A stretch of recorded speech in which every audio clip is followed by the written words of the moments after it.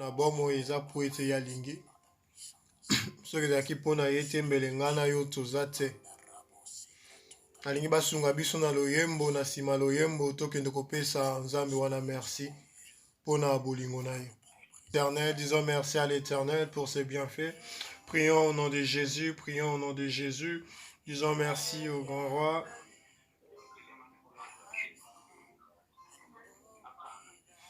Merci Adonai. Merci El Shaddai. Merci le Tout-Puissant pour notre journée à l'élo. Merci pour notre week-end ici du Kobanda. Merci parce que vous ensemble.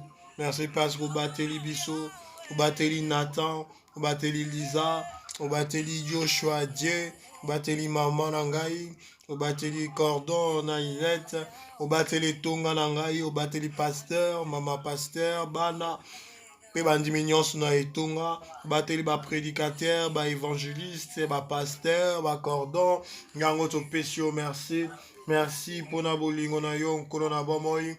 Merci pour na mara na yo Éternel des armées. Merci pour ta grâce, ta faveur.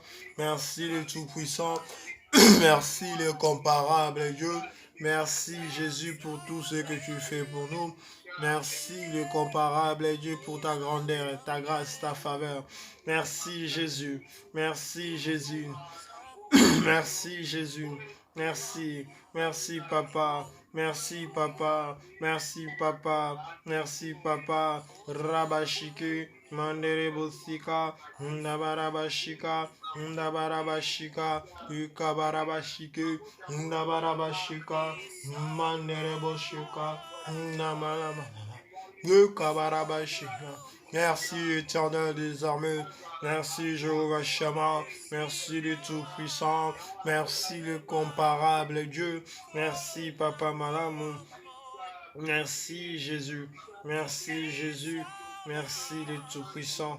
Merci les grands rois. Merci Papa Malam. Merci Aoula Bibéleux. Merci Jésus.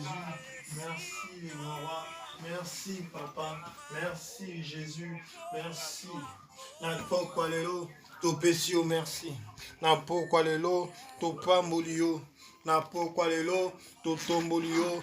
To pesio merci pour na maranayo. Pesio merci pour na bolingo na yo. To pesio merci pour na manso do sel abisso. Merci Adonai, merci les tout-puissants, merci les comparables Dieu, merci Éternel des armées.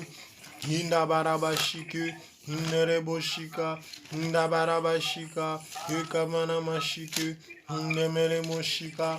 Merci Éternel. Merci Papa. Merci les tout-puissants. Merci les comparables Dieu. Merci Jésus. On a bolimonayo. Merci Papa. Merci. Na kombo na Yesu Kristo. Amen. Amen. Oui, avant de continuer, nous allons partager Liloba na Nzambe. Nous allons continuer avec enseignement na biso bandaki depuis mardi na tongo chaque tongo.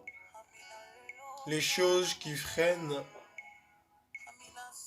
qui peuvent freiner la croissance ou la marche d'un enfant de Dieu avec son Dieu. Choses qui peuvent freiner. Comme on va pas se lasser de les dire, tant que tu n'as pas d'encolo, quand nous venons en Jésus-Christ, comme notre Seigneur et Sauveur, quand nous l'acceptons, la Bible déclare que nous sommes nés de nouveau. Et en naissant de nouveau, l'objectif de cette nouvelle naissance sous-attend une croissance. Sous-attend que l'homme ou la femme qui a accepté Jésus grandisse, qu'il quitte le lait jusqu'à manger la nourriture solide des adultes. C'est ça en fait la finalité. La finalité est de ressembler plus à Jésus qu'à nous-mêmes ou au monde. Et cette année, ça a été déclaré une année de maturité spirituelle, dont le verset pour cette vision de l'année est Galates 4 et verset 1. Vous pouvez même y rajouter le verset 2. Or, aussi longtemps que l'héritier est un enfant, je dis qu'il ne diffère en rien d'un esclave, quoi qu'il soit le maître de tout. Quoi que vous soyez le maître de tout, aussi longtemps que nous demeurons, nous allons demeurer des enfants spirituels, des bébés spirituels, on ne sera pas différent des esclaves, même si on est le maître de tout. Voilà pourquoi on va mettre un tuteur qui sera là pour gérer nos biens à notre place, jusqu'à ce qu'on atteigne la maturité. La maturité biblique, la maturité que Dieu va voir. Mon fils, ma fille a atteint cette maturité. Il n'est plus un enfant. Maintenant, il peut gérer une voiture. Il peut gérer un avion. Voilà pourquoi on a commencé depuis le mardi matin sur les choses qui peuvent freiner votre marche avec Dieu ou votre croissance. On a vu le premier point, on a parlé du péché. Le péché, c'est le tout premier obstacle d'un enfant de Dieu. C'est le tout premier obstacle. Dès que vous acceptez Dieu, le péché devient un obstacle pour votre croissance. Si vous demeurez dans le péché, vous n'allez pas croître. Ça devient un obstacle même pour votre bénédiction. Voilà pourquoi Dieu nous recommandait de vivre dans la sanctification. De donner notre corps pour le Seigneur et le Seigneur pour notre corps. Et que toutes choses doivent devenir nouvelles pour nous quand on devient enfant de Dieu. Et au deuxième point, c'était le manque de pardon. Là où Dieu nous recommande de nous réconcilier avec lui, de se réconcilier avec les autres et au finish de se réconcilier avec soi-même. Voilà pourquoi il nous parle même dans Matthieu 5, 23 que si donc tu présentes ton offrande à l'autel et que là tu te souviens que ton frère a quelque chose contre toi, laisse d'abord ton offrande. Si tu veux prier, tu t'en souviens que j'ai un problème avec grâce, j'ai un problème avec tel frère, telle sœur. Essaie d'arranger d'abord ces problèmes, de te réconcilier avec ton frère, ta sœur. Et après, vous pouvez revenir pour offrir votre offrande. Et ce matin, Dieu nous a parlé de la désobéissance. Parce que des fois, on fait des choix, on prend des décisions, on ne consulte pas Dieu. Et même quand on les consulte, on fait tout pour faire le contraire de ce que Dieu nous a dit. Ou de faire l'inverse. Et cela nous pousse à nous éloigner des plans de Dieu. Et à perdre du temps et à ralentir notre marche avec Dieu. À ralentir la bénédiction de Dieu sur nous. À ralentir la puissance de Dieu sur nous. Voilà les trois choses qu'on a parlé. Nous allons parler du quatrième point. Et peut-être même on parlera du cinquième point. Qui est l'impatience et l'idolâtrie. L'impatience et l'idolâtrie.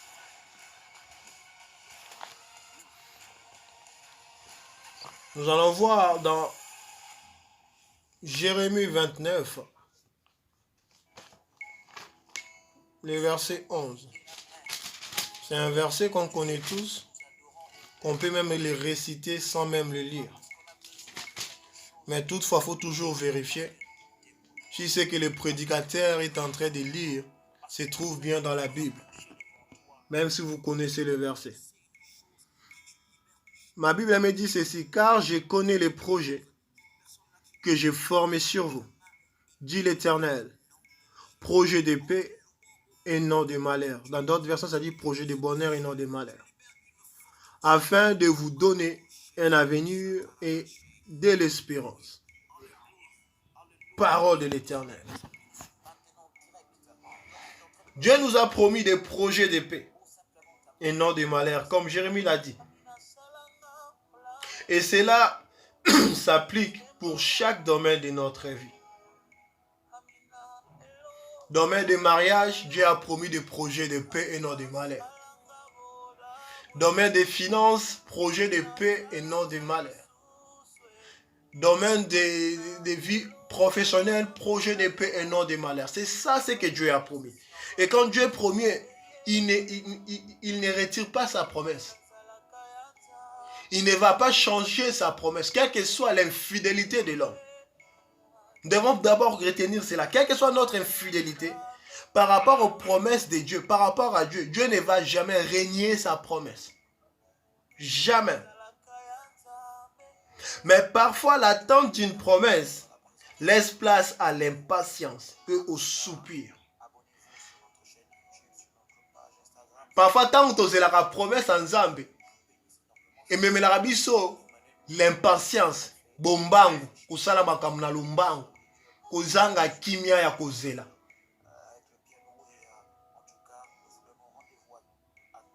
Je peux arriver, je promets à un frère à l'église, le lundi, le dimanche, quand on se verra, je vous donnerai une voiture ou 1000 euros. Pour les frères qu'on a promis, l'impatience va commencer à s'accumuler dans son cœur. Pour lui, il n'a même plus besoin de la journée de samedi. Pour lui, samedi ne doit même pas exister. Donc, après ce soir, directement, on doit arriver dimanche. Et ce dimanche, ça va commencer par directement à 16h30. Pour qu'il ait sa voiture, pour qu'il ait l'argent qu'on lui a promis. C'est ça, en fait, c'est que les promesses amènent. L'homme est de nature impatient. Pour l'homme, l'homme veut les choses comme des pop-corn. Nous connaissons tous les pop-corn. Au son masango à foire, au tien à moto, paf, et maniko pop, paf, paf, paf, paf, paf, paf, et vraiment il comme pop-corn, on se servir. L'homme n'a pas l'attitude d'attendre. L'homme n'attend pas. L'homme aime les tic au tac. Or, les patiences, ils ont même la biseau, retardement la promesse en âme. Ils ont même la biseau dans le soupir. Pourquoi les promesses tardent-elles à s'accomplir? Pourquoi ça prend beaucoup de temps? L'autre est venu, il a reçu une promesse, il a reçu directement. Tel a reçu telle promesse, il a reçu après 3 mois. Mais pourquoi mes promesses à moi, ça tarde? Ça tarde, des fois ça tarde parce qu'on est impatient.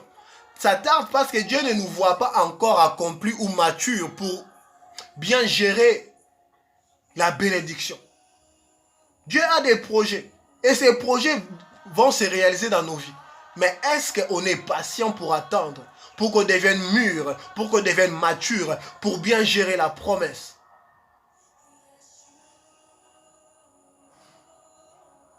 Pourquoi les promesses tardent?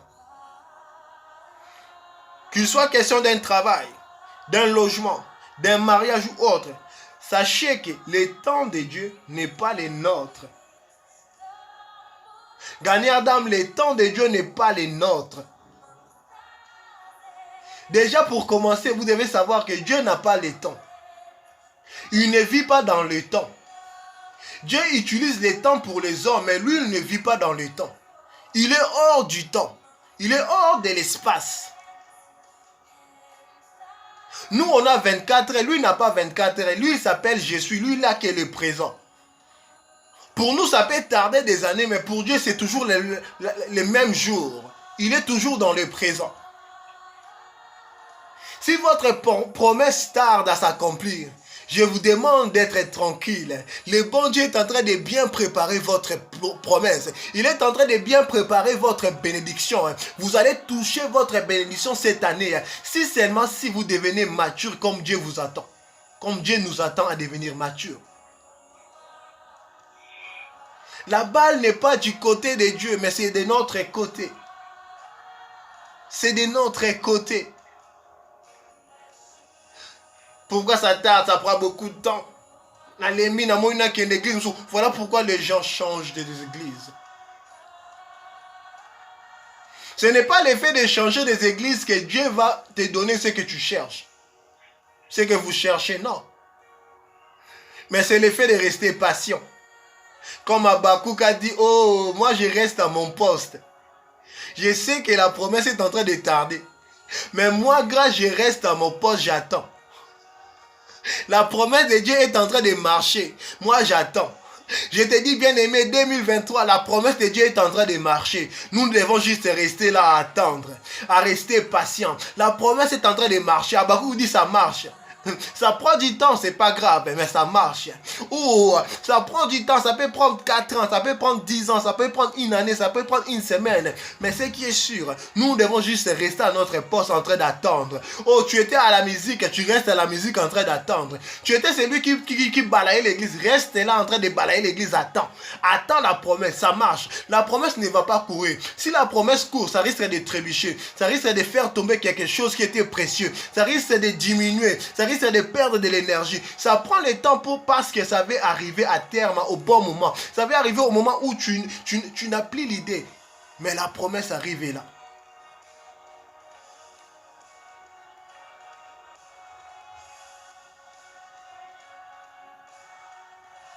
Mais que son timing est parfait. C'est ça ce qui est bien avec notre Dieu.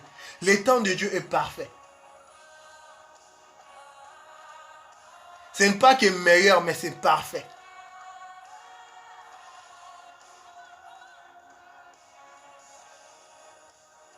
Abraham, s'il avait su que le temps de Dieu était parfait, il n'allait pas écouter les conseils de sa femme pour aller voir Agar pour que Ismaël naisse.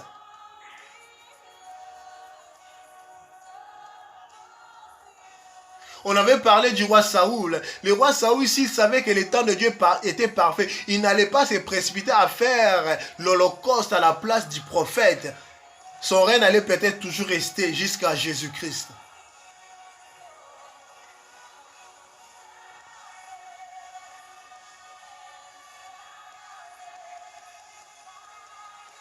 Voilà pourquoi nous devons remettre nos souhaits entre ses mains et continuer à marcher en regardant à lui.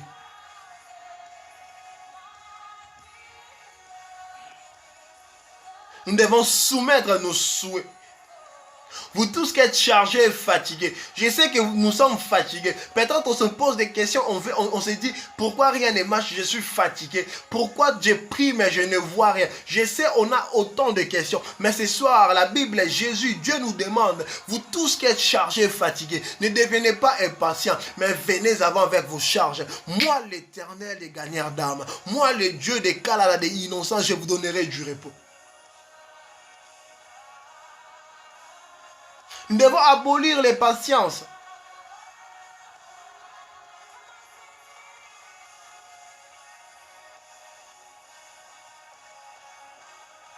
Et voilà pourquoi cette impatience qui est en train de se cumuler dans notre cœur, cette impatience qui nous pousse à nous poser des questions, cette impatience maintenant nous pousse à tomber dans l'idolâtrie. Qui nous renvoie à l'idée de faire passer une autre chose avant Dieu. Je dois changer l'église. Na comme luka na pasteur wana na luka musala wana apomutenga musala bien na moni ezume na sata musala oyo. Alors mi pesi musala na pesi wana et comme ko lia yo temps. Temps nyonso. Alors yo comme ko adorer musala na yo. L'idolâtrie c'est juste prendre une autre chose, mettre ça au devant de Dieu. Et c'est ce que nous, beaucoup de chrétiens, nous sommes en train de faire.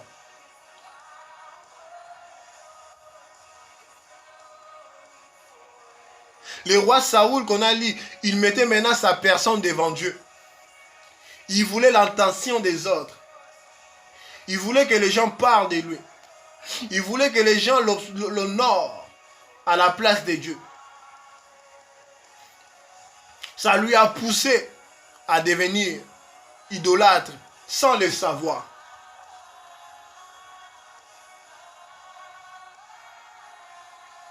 Ces désirs ne doivent pas retenir toute votre attention au risque de perdre de vie le plus important. Bien-aimé, malgré l'impatience, le plus important c'est de fixer les yeux sur Jésus.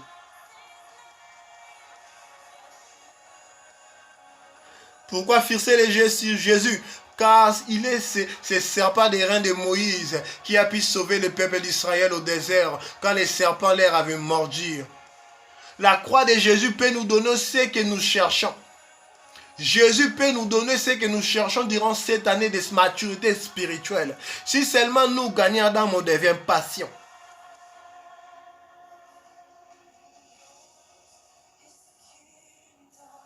Ce qui nous pousse maintenant à parler du cinquième point, qui est l'endurcissement du cœur et l'incrédulité. Tellement qu'on a vécu dans l'impatience. Et les promesses de Dieu continuent à tarder. Et on devient déçu. Des fois par les hommes, par l'église. Il y avait un homme de Dieu qui avait prophétisé sur toi, il avait prié sur toi, mais tu ne vois rien. Et cet homme t'a déçu. Il y avait ton frère, ton mari, ta sœur, tes enfants qui t'ont déçu. Ces choses, ces gens qui prient, qui partent à l'église, ces gens-là qui disent qu'ils connaissent Dieu, mais ces gens-là sont les premiers à te décevoir. Et ça commence à amener l'endurcissement du cœur.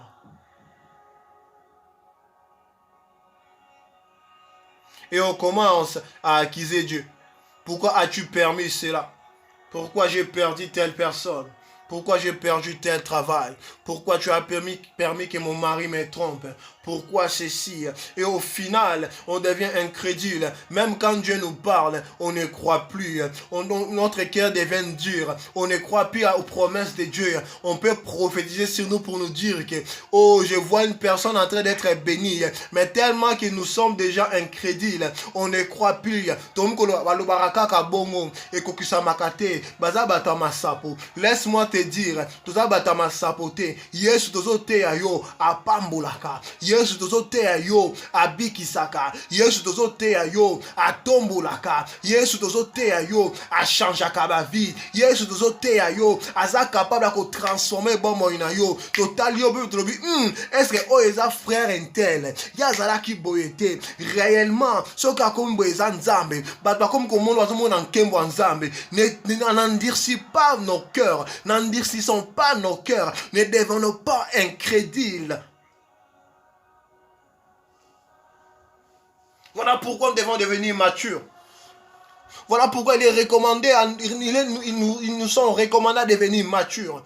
Car une personne qui est mature spirituellement saura comprendre que les choses qui m'arrivent, ce n'est pas pour des enfants, mais c'est pour des hommes matures. Voilà pourquoi dans Hébreu, si je ne me trompe pas, Hébreu 12, si je ne me trompe pas, Hébreu 4, dans Hébreu chapitre 12, si je ne me trompe pas, là où le prophète dit, j'ai beaucoup à dire, l'homme de Dieu, Paul dit, j'ai beaucoup à dire. Mais tellement que vous êtes des enfants, je ne peux pas vous le dire. L'incrédulité. Ça nous pousse à commencer à murmurer, à développer une rancune envers nous-mêmes et envers Dieu. Jusqu'à penser qu'il ne nous consolera pas. Ce soir, je dis à une personne, si l'année 2022 vous avez pleuré, cette année Dieu va consoler vos cœurs au nom de Jésus. Si votre cœur était abattu, votre foi avait diminué, ce soir l'Éternel va vous réconforter. Ce soir, l'Éternel va vous donner encore de l'espoir. Il y a de l'espoir pour tous ceux qui vivent. Aussi longtemps que vous n'êtes pas morts, je vous dis bien aimé, vous allez réussir cette année au nom de Jésus.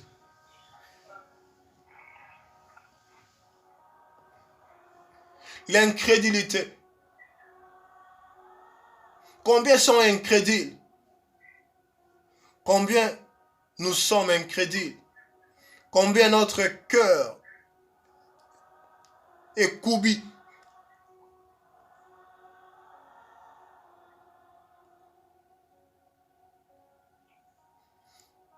Un cœur endurci diminue la foi. Un cœur endurci freine considérablement l'accomplissement de ses plans dans notre vie. Rappelez-vous, Dieu a un plan. Un plan bien conçu. Mais à cause de l'incrédulité, le plan a été freiné considérablement.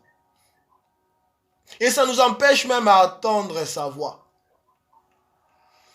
Si tu remarques dans ta vie que tu écoutais Dieu, Dieu t'est parlé, tu voyais des visions, vous voyez des visions, vous recevez des messages. À un certain moment, vous ne voyez plus rien. Avant de blâmer les diables, regardons d'abord nos cœurs. Est-ce que nous croyons toujours à ces dieux-là? Est-ce que notre cœur croit toujours à la puissance de Dieu? Cet homme qui était malade pendant 38 ans, il y avait la promesse de Dieu de guérison si tu tombais dans la piscine en premier. Mais pendant 38 ans, cet homme n'avait personne pour l'aider à plonger dans la piscine. Cet homme était tellement devenu incrédule. Heureusement pour lui, Jésus est venu ce jour-là. Et la Bible dit, Jésus savait que cet homme était malade depuis 38 ans. Laissez-moi vous dire ce soir, Jésus sait que vous êtes en train de passer des moments difficiles. Jésus sait que vous êtes en train de pleurer chaque soir dans votre chambre. Jésus sait que vous manquez des papiers dans ces pays. Jésus sait que vous manquez du travail. Jésus sait que votre mariage n'est pas stable. Jésus sait que vous êtes en train de souffrir. Jésus sait, Jésus sait, Jésus sait. Ayebi. La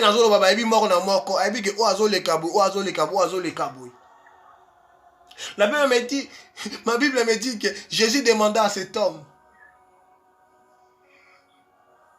veux-tu être guéri? Cet homme a commencé à donner les explications de son histoire. Jésus n'a pas besoin de votre explication ce soir. Jésus juste a besoin de votre foi. D'une réponse brève pour lui dire que Jésus, je vais être guéri. Jésus, je veux une réponse. Jésus, je veux que tu me délivres de l'impudicité, que tu me délivres de la sorcellerie, que tu me délivres de cette vie de péché. Jésus, je veux devenir mature. Jésus a juste besoin de cette réponse. Cet homme a commencé à parler de son histoire. Nayaka nazaki na 20 ans, nayaka église nazaki mwana muke, ngane mna bande ko kombola tilo na kombola kakaka. Bano ba yesi mananga ba pambwami, ngana zo pamba mate, petit tika biso ça na nzambe na église. Jésus n'avait pas besoin de ça. Jésus a juste posé, veux-tu être guéri? Je sais que tu souffres, mais veux-tu être guéri? Oh my God.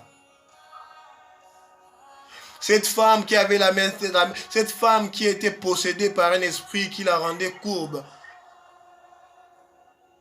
pendant 18 ans. Comme Jésus savait qu'elle souffrait, Jésus voulait guérir cet homme, mais il y avait les gens qui l'empêchaient de guérir. Mais Jésus voulait guérir et a guéri cette femme. Oh Mandebreseka. Oh cet homme qui était aveugle. Jésus l'a guéri. Comme cet homme n'était pas impatient, il a reçu sa guérison. Quand les gens ont vu cet homme qui était patient pendant longtemps, ils ne savaient plus que c'était lui. On demandait, c'est réellement toi qui étais à la porte? Oui, c'est réellement moi qui étais à la porte. Jésus m'a guéri. Jésus peut nous guérir ce soir. Jésus peut vous guérir. Ne soyons pas incrédules. Jésus a compris que cet homme est incrédule. Jésus a compris que son cœur a été endurci pendant 38 ans. Jésus s'est dit, je n'ai plus besoin de tes explications.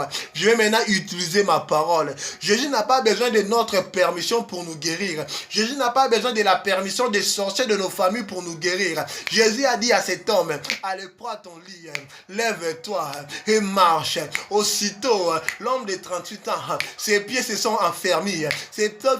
Ma colonne Kembi, l'homme s'est levé, il a pris sa natte et il a commencé à marcher. Je crois que quand il était rentré dans sa famille, les gens se disaient, oh c'est réellement toi, oh oui c'est bien réellement moi. Cet homme de Galilée m'a guéri même quand j'étais incrédule. Comme c'était mon jour, j'ai été guéri.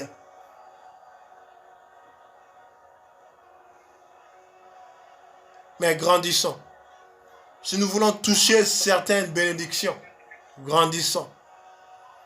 Si nous voulons toucher certaines dimensions, grandissons. Grandissons, bien-aimés. N'empêchons pas que Dieu agisse dans notre vie cette année. Le degré de ta bénédiction, de ton élévation dépendra de ta maturité cette année. Ceux qui seront plus matures recevront plus. Ceux qui seront moins matures, malgré qu'ils sont des propriétaires de tout, ne verront rien.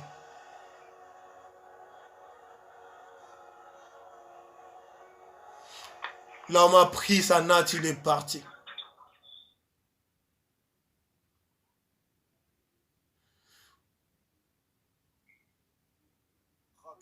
Voilà pourquoi j'aime Anne.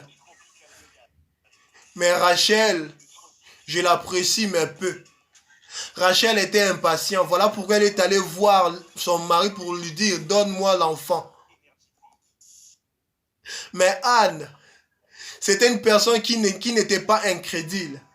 C'était une personne qui n'avait pas endurci son cœur. C'était une personne qui n'était pas impatiente. Anne ne dérangeait pas son homme, mais Anne dérangeait toujours Dieu. Car il savait que la réponse à mes prières, à mes problèmes viendra que de Dieu. Anne ne s'est pas posé beaucoup de questions. Anne n'a pas endurci son cœur malgré les pics de Péninia. Zanga mwana zala kaka yo moko mwasi na ndako. Tika ta ba bokilo na ba semeki ba tungisa oke mbanda ya kotungisa yo. Malgré cela, Anne était spirituellement mature. Anne avait compris que l'impatience ne résoudra rien. L'idolâtrie n'amènera rien. Rachel était aussi celui qui avait volé les bikeko de son papa. Anne avait compris que l'idolâtrie n'amènera rien. Ça servait à rien d'endurcir mon cœur. Anne a dit, endurcir mon thème en angate. N'a comme appel incrédulité. J'ai foi à celui qui a dit, vous me servirez. Il n'y aura pas de femmes stériles, ni de femmes qui avortent dans mon royaume. Et au finish, Anna a enfanté un prophète, l'un des plus grands prophètes d'Israël, Samuel. Voilà les deux points de ce soir. Les choses qui peuvent freiner notre marche avec Dieu ou notre croissance dans le Seigneur. L'impatience est l'idolâtrie, l'endurcissement du cœur et l'incrédulité. Que Dieu bénisse sa parole de ce soir.